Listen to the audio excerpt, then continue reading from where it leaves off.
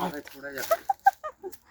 নিলে কিছু মানে কোনো জিনিসের সঙ্গে নিলেও ওইখানটা একটু কিছু দিয়ে দেবো মুখটার কাছে। ঠিক আছে আসছি আমি। আমি শুধু এইটা নিয়ে গেলাম, এটা যখন লাগবে তখন দিয়ে দেবো।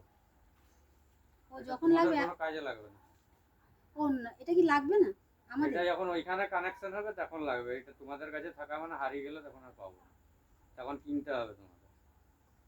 না হারাবে না, থেকে যাবে তো। আর আমাদের কাছে রইলে সেই আমাদেরকেই দিতে হবে।